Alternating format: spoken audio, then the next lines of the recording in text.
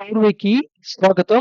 A manual to self సూచనలు లేదా సమాచారాన్ని అందించే స్వీయ శోధన సాధనం.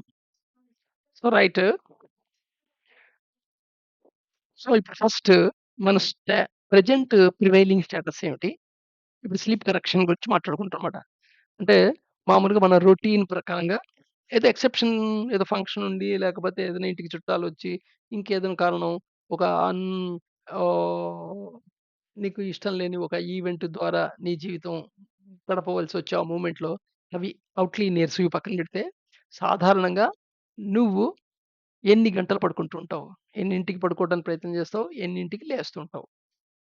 సో, పూర్తి బెడ్ మీద పడుకున్నప్పటి నుండి నిద్రపోవడం పక్కన పడేసేయి. మళ్ళా బెడ్ మించి లేచేదాకా పట్టే టైం ఏమిటి? ఈ టైమ్స్ మటుకు ఫస్ట్ నోట్ చేసుకొని, అది ఫస్ట్ బయోలాజికల్ పరంగా ఆ రేంజ్‌లో ఉందో లేదో చూడండి ఫస్ట్. సో, ఫస్ట్ ఆ రేంజ్‌కి తెచ్చుకోవాలి. బయాలజీ పరంగా ఇంతకంటే తక్కువ పడుకుంటే ఇన్‌సఫిషియంట్ అని చెప్పాం గదా! ఇంచుమించు అక్కడి దాకా రెడ్యూస్ చేసుకుంటూ రావాలి. సపోజు హ్మ్, 25 ఇయర్స్ కంటే అబోవ్ వాళ్ళు లేదా 65 ఇయర్స్ కంటే అబోవ్ సీనియర్ సిటిజన్స్ అనుకోండి. సీనియర్ సిటిజన్స్ అయితే వాళ్ళు లెస్ థాన్ 5 అవర్స్ పడుకోవడానికి వీల్లేదు. So, 5 hours is a minimum requirement. So, యాక్చువల్‌గా పడుకున్న టైం నుండి ఆ 5 అవర్స్ దాకా రెడ్యూస్ చేయటం ఎలాగా? ఇది వన్ వే రెడ్యూషన్ కాదు. పడుకునే టైము రెడ్యూస్ చేస్తుండాలి. లేచే టైము రెడ్యూస్ చేస్తుండాలి. బట్ ఈ reducing sleep should not be greater rate than 10 minutes in a fortnight. So, ఒక 15 రోజుల్లో ఒక 10 నిమిషాలే తేడా తీసుకురావాలన్నమాట. అంటే 10 నిమిషాలు ముందు పడుకోవటం, లేదా 10 నిమిషాలు రోజు లేచేదానికంటే ఎర్లీగా లేవటం. ఇలా 15 రోజులు చేయాలి ఫస్ట్. మళ్ళా తర్వాత 15 రోజులకి ఇంకొంచెం పెంచుతాం. అప్పుడు 20 మినిట్స్ బిఫోర్ చేస్తాం. మళ్ళా 24 మళ్ళా 30 మినిట్స్ ముందు చేస్తాం. ఇలా 15 రోజులకి 10 మినిట్స్ ఇంక్రిమెంట్ యాడ్ చేసుకుంటూ పోయి 1 అవర్ రీచ్ అవ్వంగానే అంటే when 1 hour has been cut down continue without further cut for a month. అక్కడి నుండి ఒక నెల పాటు ఆ 1 అవర్ బిఫోర్ లేవటంతో నడపాలి. 1 మంత్ అయిన తర్వాత అప్పుడు మళ్ళా రేట్‌ని తగ్గించడం మొదలుపెట్టాలి. మళ్ళా 10 మినిట్సే. 10 మినిట్స్, 10 మినిట్స్ చొప్పున తగ్గించుకుంటూ వెళ్ళాలి ప్రతి 15 రోజులకి. అలా మళ్ళా ఇంకో 1 అవర్ కట్ డౌన్ అయ్యేదాకా. సో, మళ్ళా continue without cut down for 1 month. So, therefore ఈ cutting down 10 minutes for fixed time or suffix time. లేదా ఇక్కడ 5 మినిట్స్, ఇక్కడ 5 మినిట్స్. ఏది మీకు కంఫర్టబుల్ అనిపిస్తే అలాగా. సో, ఎనీవే మీరు మొత్తం మీద ఇలా ఈ నిద్ర యొక్క డ్యూరేషను ప్రెజెంట్ ఉన్న స్టేటస్ ఏమిటి? యాక్చువల్‌గా బయోలాజికల్‌గా ప్రిస్క్రైబ్ చేసింది ఫస్ట్ టేబుల్ ఒకటి చెప్పాం గదా! తర్వాత నిన్న చెప్పిన టేబుల్ గాదు. 2 రోజుల ముందు చెప్పిన టేబుల్. సో, దాని ప్రకారంగా ఎన్ని అవర్సు అనేది అన్ని అవర్స్‌కి తీసుకురావాలి. ఆ అన్ని అవర్స్ తీసుకొచ్చిన తర్వాత అక్కడి దాకా కూడా ఇలాగే చేయాలి. అంటే 15 రోజులకోసారి 10 మినిట్స్, 10 మినిట్స్ చొప్పున తగ్గించుకుంటూ వెళ్ళాలి. 1 అవర్ అయిన తర్వాత 1 మంత్ మెయింటైన్ చేయాలి. మళ్ళా 10 నిమిషాలు తగ్గించుకుంటూ వెళ్ళాలి. మళ్ళా 2 అవర్స్ ఎప్పుడైతే అవుతుందో అప్పుడు మళ్ళా 1 మంత్ మెయింటైన్ చేయాలి. ఇలాగ మీరు తగ్గించుకుంటూ ముందు ఆ రేంజ్‌లోకి తీసుకురావాలి. సైన్స్ పరంగా బయోలాజికల్‌గా మీ ఏజ్‌కి సూట్ అయ్యేదానికి. అక్కడి నుండి మినిమమ్‌కి ప్రయాణం చేయాలి. అంటే ఇంతకంటే తక్కువుంటే సఫిషియంట్ కాదు, ఇన్‌సఫిషియంట్ స్లీప్ అన్నామే ఆ ఫిగర్ దగ్గరికి ట్రై చేయాలి. ఆ తర్వాత నిజంగా నీ శరీరం యొక్క యాక్టివిటీస్‌కి, మనసుకి క్వాలిటీ ఆఫ్ స్లీప్ పరంగా ఎన్ని అవర్స్ కావాలో అన్ని అవర్స్‌కి ఆటోమేటిక్‌గా శరీరం అడ్జస్ట్ చేసుకుంటుంది. దేని ద్వారా? నీ యొక్క ఫుడ్ హ్యాబిట్సు, నీ యొక్క బ్రీతింగ్ హ్యాబిట్సు, నీ యొక్క థింకింగ్ ఇన్‌స్ట్రుమెంట్ హ్యాబిట్సు, రెక్టిఫికేషన్ బట్టి. సో, ఆ మూడిటిని థింకింగ్ ఇన్‌స్ట్రుమెంట్‌ని, నీ శ్వాసని, నీ యొక్క భోజనాన్ని ఈ మూడిటిని కరెక్ట్ చేసినప్పుడు ఆటోమేటిక్‌గా అది నీ బాడీకి రి ఎగ్జిస్టెన్స్‌లో నీ మిషన్‌కి, నీ బాడీ, మైండ్ అనే మిషన్‌కి ఎంత కావాలో మెయింటెనెన్స్‌గా ఫుడ్ క్వాలిటీ స్లీపు అక్కడికొచ్చి అది అదే స్థిరపడుతుంది. నువ్వు చేయక్కర్లక్కర్లేదు.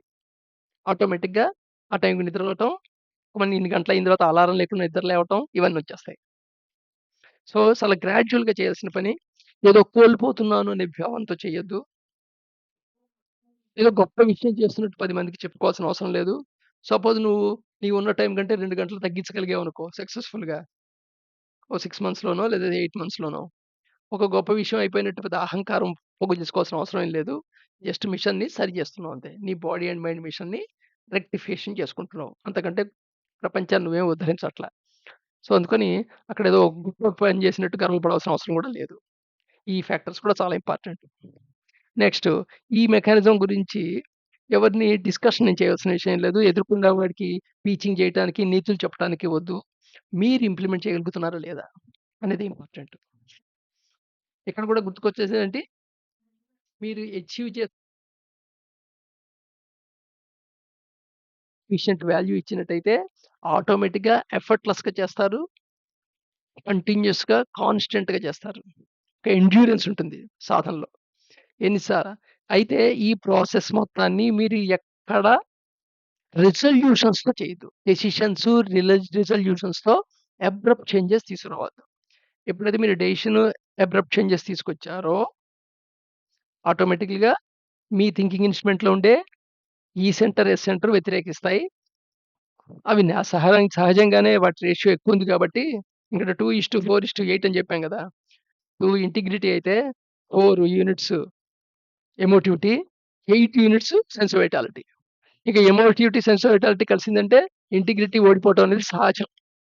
దీని పెద్ద గొప్ప విషయం ఏం గాదు. ఆ ప్రాసెస్‌లో మీరు ఆ రిజల్యూషన్స్ చేసుకుంటూ ఫెయిల్ అవుతుంటే, ఇంప్లిమెంట్ చేయలేకపోతుంటే దీనికి వల్ల ఇంకో నష్టం జరుగుతుంది. మీ యొక్క ఐ సెంటర్ యొక్క విల్ పవర్ తగ్గిపోతుంటుంది. Will force. అది తగ్గిపోయి ఎక్కడి దాకా ఎళ్తుందంటే, ఇంకా ఈ అండ్ ఎస్‌కి బానిసగా పనిచేస్తూ ఉంటుంది. ఆ టైంలో మీరు అట్‌లీస్ట్ ఆలోచన గూడా ఆలోచించలేరుమాట.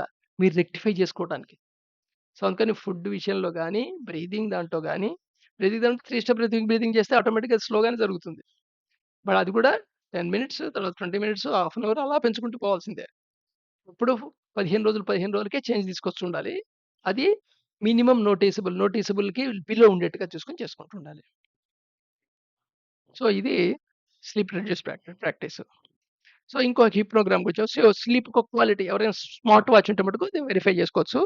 వాళ్ళు యాక్చువల్‌గా ఇంప్లిమెంట్ చేస్తుంటే ఫుడ్డు గాని, బ్రీతింగ్‌లో గాని, థింకింగ్ ఇన్‌స్ట్రుమెంట్ గాని, రెక్టిఫికేషన్స్ ఏవైతే ఎక్సర్‌సైజ్స్ అవి ఇంప్లిమెంట్ చేస్తుంటే వాళ్ళకి ఈ పారామీటర్స్‌లో కనబడుతూ ఉంటుంది. ఫిజికల్ రికవరీ పెరుగుతుంది.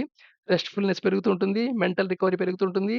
స్లీప్ సైకిల్స్ తగ్గుతూ ఉంటాయి. 4 అలా 3 అయ్యి, 2 అయ్యి, 1 అయ్యే ఛాన్స్ ఉంటుంది. హ్మ్.